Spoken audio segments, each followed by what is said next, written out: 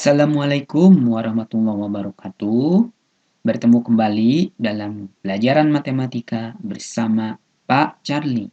Pada kesempatan kali ini, Pak Charlie akan membahas materi tentang teorema Pitagoras. Langsung saja kita mulai. Teorema Pitagoras. Perhatikan gambar di samping. Perhatikan pula ketiga persegi yang menempel pada sisi segitiga. Kita misalkan ya,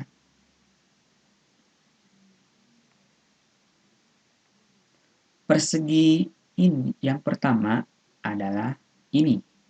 Persegi yang kedua adalah ini dan persegi yang ketiga adalah ini. Persegi pertama memiliki panjang sisi 3 satuan. Maka luas dari persegi pertama adalah 3 kali 3 sama dengan 9. Selanjutnya, persegi kedua luasnya adalah 4 kali 4 sama dengan 16. Dan persegi ketiga luasnya adalah karena sisinya 5, maka luasnya 25. Nah, dari sini bagaimanakah hubungan luas ketiga persegi tersebut? Nah, maka akan kita peroleh hubungan sebagai berikut. 25 itu sama dengan 16 ditambah 9. 25 kita peroleh dari 5 kali 5 atau 5 kuadrat. 16 kita peroleh 4 kali 4 atau 4 kuadrat.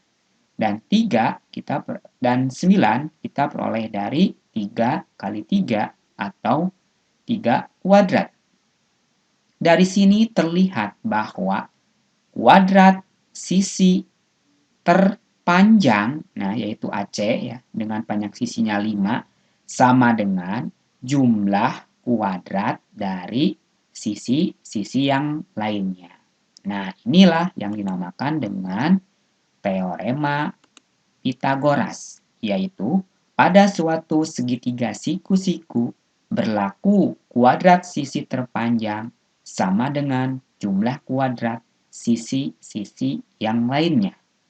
Dari sini kita bisa kembangkan hubungan yang lainnya, yaitu 16 itu sama dengan 25 dikurang 9, atau 4 kuadrat sama dengan 5 kuadrat dikurang 3 kuadrat. Hubungan selanjutnya yang bisa kita peroleh, 9 itu sama dengan 25 dikurang 16, atau 3 kuadrat sama dengan 5 kuadrat dikurang 4 kuadrat. Nah, inilah ya, beberapa hubungan yang diperoleh dari pengembangan teorema Pitagoras. Mari kita ke materi selanjutnya. Tadi sudah dijelaskan tentang bunyi dari teorema Pitagoras ya. Jadi, pada suatu segitiga siku-siku berlaku kuadrat sisi terpanjang sama dengan jumlah kuadrat sisi yang lainnya. Mari kita perumum ya teorema Pitagoras tersebut. Misalkan ada suatu segitiga A, B, C yang siku-siku di C. Perhatikan segitiga A, B, C. Siku-siku di C. Selanjutnya kita misalkan tentukan panjang-panjang dari masing-masing sisi. Pertama, kita tentukan panjang sisi AB, yaitu C kecil ya, karena berada di depan sudut C. Panjang sisi BC yaitu A kecil, karena berada di depan sudut A. Panjang sisi AC yaitu B kecil, karena berada di depan sudut B. Selanjutnya, maka akan kita peroleh hubungan sesuai dengan teorema Pythagoras yang pertama, yaitu sisi terpanjang dikuadratkan, sisi terpanjang adalah AB. Berarti AB kuadrat sama dengan sisi yang lainnya. BC kuadrat ditambah AC kuadrat. Maka kita peroleh hubungan sebagai berikut. Nah, C kuadrat itu panjang AB adalah C kecil. Kemudian panjang BC itu A kecil. Kemudian panjang AC adalah B kecil. Maka kita peroleh hubungan C kuadrat sama dengan A kuadrat ditambah B kuadrat. Atau bisa ditulis C sama dengan akar dari A kuadrat ditambah B kuadrat. Ya, karena di sini pangkatnya hilang, maka timbul akar.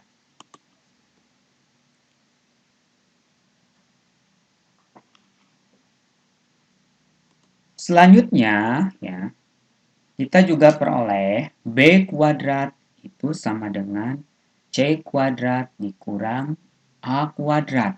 Ya, dimana kan B itu sebelumnya adalah AC kuadrat sama dengan C kecil itu AB kuadrat dikurang A kecil itu adalah BC kuadrat. Ya, dari situ ya.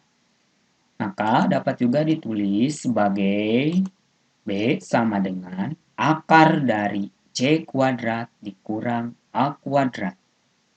Selanjutnya kita juga bisa memperoleh hubungan A kuadrat sama dengan C kuadrat dikurang B kuadrat.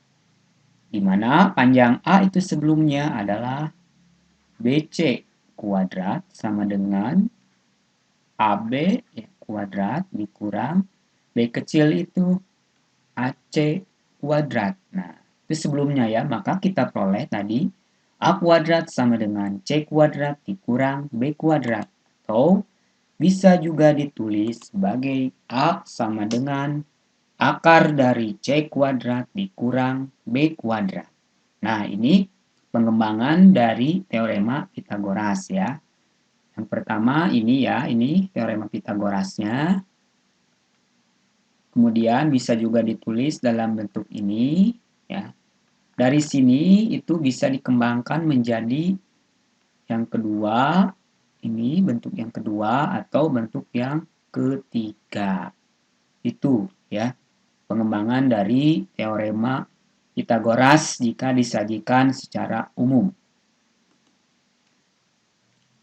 Selanjutnya, kita akan mempelajari beberapa contoh soal sebagai berikut. Perhatikan gambar berikut ini. Gunakan teorema Pythagoras untuk mencari panjang sisi yang belum diketahui. Di sini, sisi yang belum diketahui dilambangkan dengan X. Sisi atau yang belum diketahui, X itu berada di depan sudut siku-siku atau sudut yang terbesar. Maka X itu, panjang X itu merupakan sisi yang terpanjang. Sesuai dengan teorema Pythagoras, kuadrat dari sisi yang terpanjang sama dengan jumlah kuadrat dari sisi-sisi yang lainnya. Maka kita peroleh X kuadrat sama dengan 12 kuadrat ditambah 15 kuadrat. Selanjutnya, bisa juga ditulis X sama dengan akar dari 12 kuadrat ditambah 15 kuadrat. Sama dengan akar dari 144 ditambah 225. Sama dengan akar dari 369. karena 369 itu bukan bilangan kuadrat sempurna. Maka jawaban bisa sampai di sini. Atau kalian bisa sederhanakan lagi ya menjadi bentuk yang lainnya. 369 itu sama dengan bilangan kuadratnya itu 9 dikali dengan 41. Maka diperoleh akar dari 9 adalah 3. Akar dari 41 tetap ya dalam akar 41. Jadi akar 369 sama dengan 3 akar 41 ya, karena 369 itu bukan kuadrat sempurna. Untuk kalian tahu ya, catatan beberapa kuadrat sempurna, misalkan ini. Akar 16 itu sama dengan 4 ya. Karena 16 ini merupakan kuadrat sempurna yang diperoleh dari 4 kuadrat sama dengan 16. Berikutnya akar dari 25 itu juga sama dengan 5. Kenapa? Karena 5 kuadrat sama dengan 25. Tetapi jika akar 50 itu bukan kuadrat sempurna, maka 50 harus kita rubah ke dalam bentuk 25 dikali 2 sama dengan akar 25 adalah 5. Di dalam akar sisanya tinggal 2 ya. Contoh lain, akar dari 48. 48 itu adalah 16 kali 3.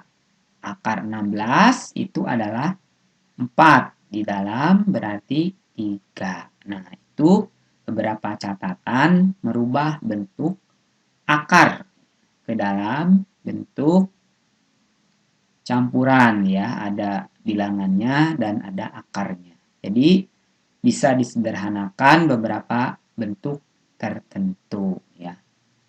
Selanjutnya masih contoh soal yang berikutnya.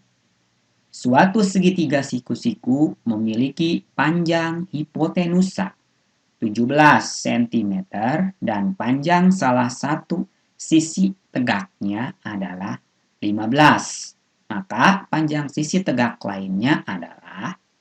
Soal ini harus kita gambar terlebih dahulu supaya dapat terlihat dengan jelas. Misalkan ada suatu segitiga siku-siku. Kita namai saja segitiga A, B, C. Di sini diketahui hipotenusa itu adalah sisi yang terpanjang. Sisi yang terpanjang di sini adalah BC. Berarti panjang BC adalah 17. Selanjutnya, sisi tegak. Sisi tegak itu ada 2 ya dalam segitiga siku-siku. Yang pertama AC dan yang kedua AB. Di sini diketahui salah satu sisi tegaknya. Misalkan ini ya. Kita tulis AB saja 15 ya. Maka panjang sisi tegak lainnya adalah berarti yang belum diketahui adalah AC. Sesuai dengan teorema Pythagoras bahwa pengembangannya itu ya kalau ditanyakan AC ya AC kuadrat itu sama dengan terpanjang BC kuadrat dikurang AB kuadrat. AC kuadrat yang ditanyakan ya berarti AC sama dengan akar BC kuadrat dikurang AB kuadrat. Mari kita substitusikan nilai-nilainya.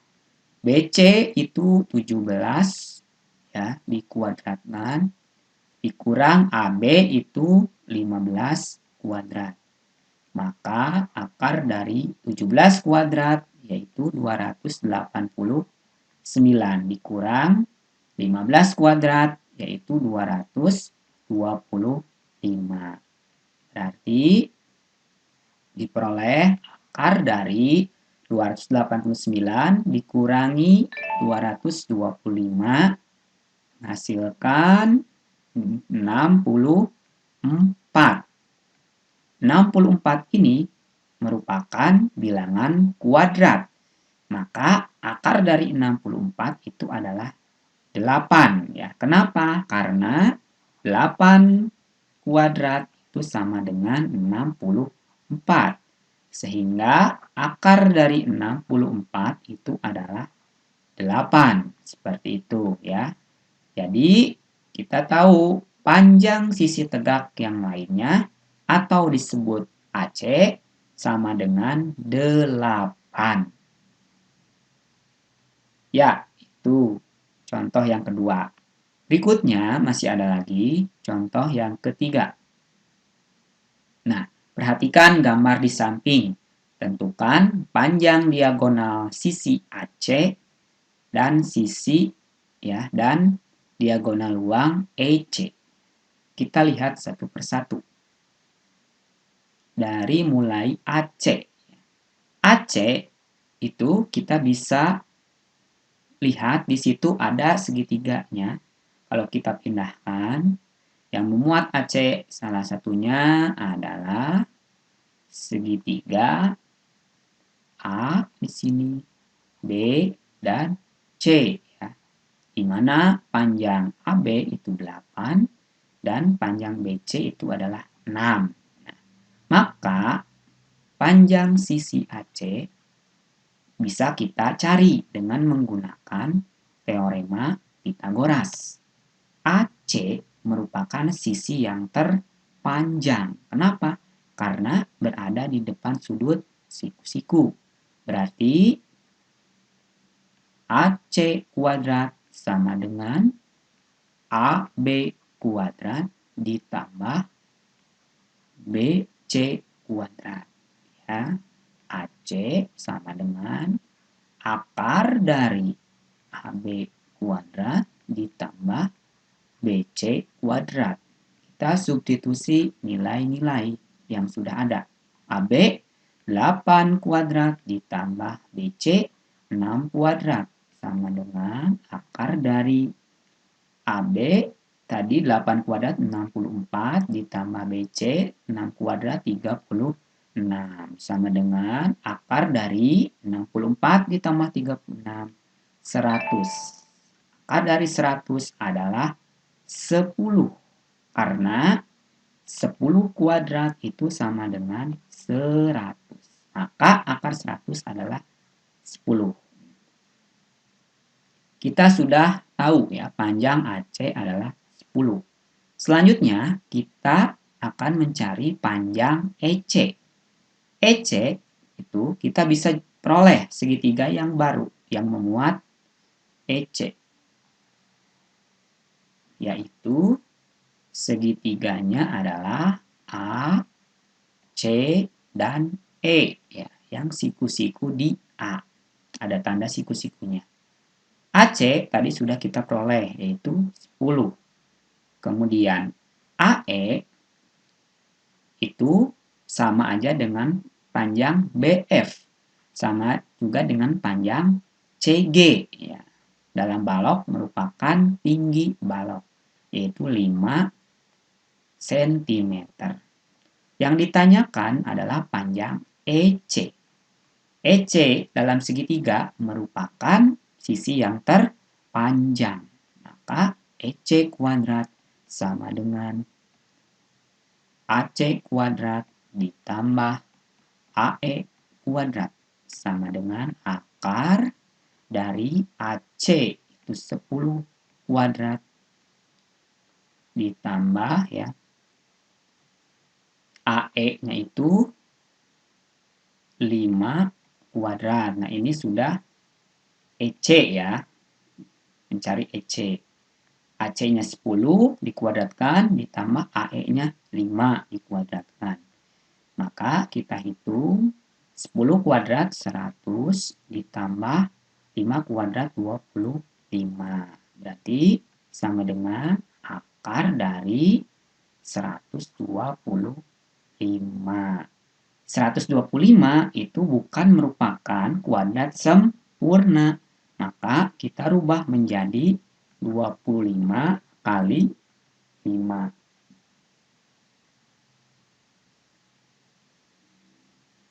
Selanjutnya, akar dari 25 itu 5. Yang tetap di dalam akar adalah 5. Maka hasilnya adalah 5 akar 5. Oke, kita sudah peroleh panjang AC atau diagonal sisi adalah 10. Dan panjang EC atau diagonal ruangnya adalah 5 akar 5. Nah, itu contoh yang ketiga. Selanjutnya, contoh yang keempat.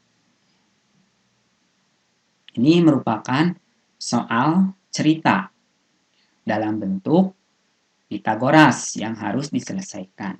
Dua tiang berdampingan berjarak 24 meter jika tinggi tiang masing-masing 22 meter dan 12 meter. Tentukan panjang kawat penghubung antara kedua ujung tiang. Kita harus memahami ada dua buah tiang yang saling berdiri. Misalkan ini tiang yang pertama yang tingginya 22 meter. 22 meter. Berikutnya ada tiang yang kedua. Di sini yang tingginya itu hanya 12 meter. Jarak kedua tiang dari sini ke sini itu adalah 24 meter. Di sini permasalahannya akan ditarik atau dihubungkan kawat dari ujung tiang pertama ke ujung tiang yang kedua. Maka yang ditanyakan berapa panjang kawatnya? Nah, kita di sini harus mencari atau membentuk segitiga siku-siku. Nah, caranya berarti kita tinggal tarik garis ke sini. Supaya terbentuk segitiga siku-siku. Kita namai segitiganya boleh A, B, C. Panjang dari AB itu pasti sama dengan jarak kedua tiang, yaitu 24. Selanjutnya, panjang dari AC itu belum diketahui. Namun, kita dapat ketahui dari mana? Dari selisih panjang tiang. Tiang yang pertama ini 22 meter. Tiang yang kedua adalah 12 meter. Maka selisihnya dari kedua tiang berarti AC itu sama dengan 22 dikurangi 12 sama dengan 10. Ya, kita tahu AC 10. Yang kita cari adalah panjang BC. Perhatikan segitiga ABC. BC itu adalah sisi yang terpanjang. Maka sesuai dengan teorema Pitagoras, BC kuadrat sama dengan AB kuadrat ditambah AC kuadrat. Sama dengan ya BC sama dengan akar dari AB kuadrat ditambah AC kuadrat. Sama dengan akar dari AB itu panjangnya 24 dikuadratkan ditambah dengan AC itu panjangnya 10 dikuadratkan. Maka akar dari 24 kuadrat adalah 576. Dan 10 kuadrat adalah 10 kali 10, 100. Selanjutnya, akar dari 576 ditambah 100, berarti 676. Nah, 676 itu merupakan bilangan kuadrat sempurna. Maka, akar dari 676 itu adalah 26. Kenapa? Karena 26 kuadrat itu adalah 676. Oke. Jadi, ya, jarak atau panjang kawat penghubung dari tiang pertama ke tiang kedua, panjangnya itu adalah 26 meter. Jadi, panjang kawat itu sama dengan 26 meter. Ya, itu contoh soal yang keempat. Selanjutnya, kita akan belajar tentang cara menentukan jenis segitiga dan triple Pythagoras menggunakan teorema Pythagoras. Perhatikan segitiga berikut ini. Di sini ada 3 buah segitiga, ya, berdasarkan jenis sudutnya. Yang pertama yaitu segitiga lancip, karena semua sudutnya kurang dari 90 derajat. Yang kedua, segitiga siku-siku, ya, karena salah satu sudutnya 90 derajat. Yang ketiga yaitu segitiga tumpul, karena salah satu sudutnya itu lebih dari 90 derajat. Ini sudut C itu lebih dari 90. Selanjutnya, nah, jika kuadrat sisi terpanjang sama dengan jumlah kuadrat sisi-sisi yang lainnya, maka jenis segitiganya adalah segitiga siku-siku dan merupakan suatu triple Pythagoras. Tetapi jika kuadrat sisi terpanjang lebih besar dari jumlah kuadrat sisi-sisi lainnya, maka termasuk ke dalam segitiga tumpul dan bukan merupakan triple Pythagoras. Yang ketiga, jika kuadrat sisi terpanjang lebih kecil dari jumlah kuadrat sisi-sisi lainnya, maka termasuk ke dalam segitiga lancip dan bukan merupakan triple Pythagoras.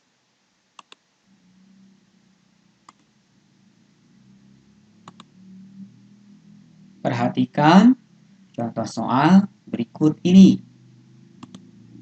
Perhatikan kelompok bilangan 5, 12, 13 dan 36, 35, 12. Pertanyaan A. Jika kelompok bilangan tersebut adalah sisi-sisi suatu segitiga, maka segitiga apakah yang terbentuk?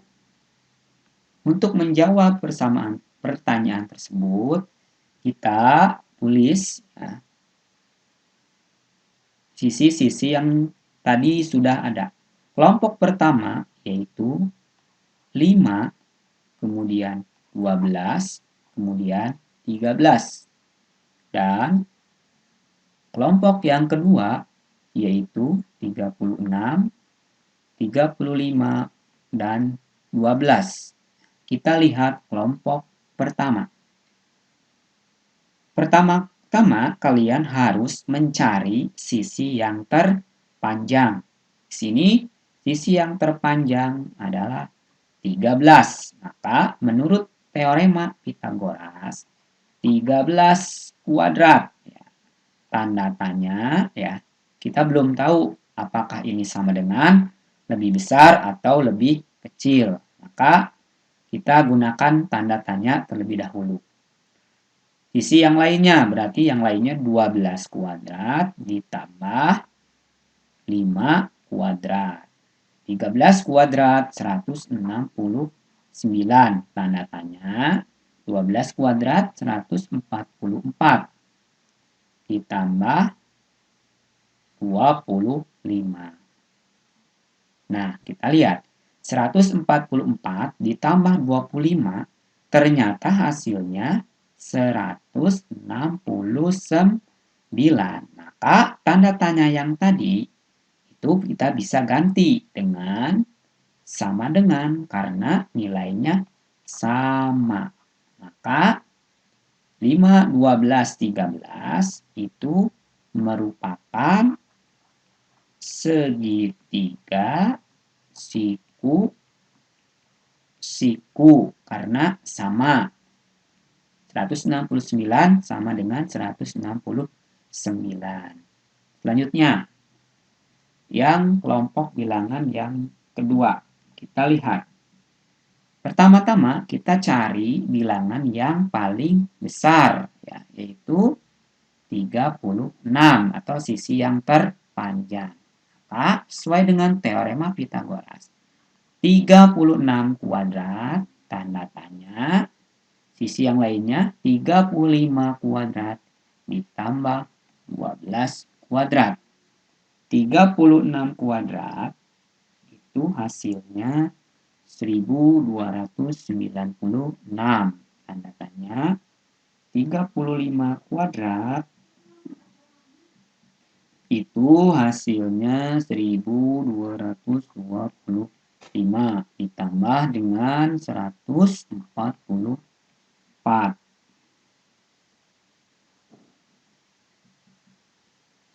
Selanjutnya, yang sebelah kanan kita jumlahkan hasilnya 1369.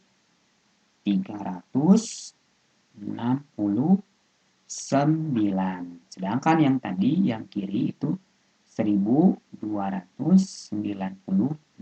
Maka tanda tanya ini kita ganti dengan tanda kurang dari.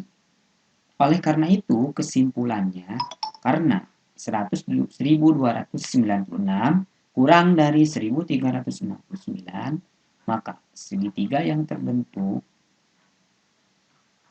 adalah segitiga lancip atau semua sudutnya kurang dari 90 derajat. Pertanyaan yang B, yang kedua. Manakah di antara kelompok 3 bilangan berikut yang merupakan triple Pitagoras? Ya. Kita lihat dari tandanya. Karena yang kelompok yang pertama adalah 169 sama dengan 169 dan merupakan segitiga siku-siku, maka kelompok yang pertama itu merupakan triple Pitagoras.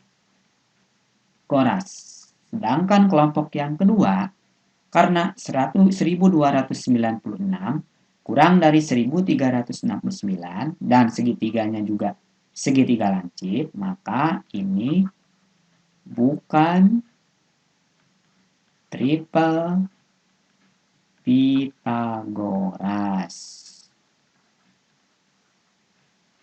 Nah, itulah cara menentukan jenis segitiga dan cara menentukan suatu triple Pitagoras atau bukan. Terima kasih atas perhatiannya. Assalamualaikum warahmatullahi wabarakatuh.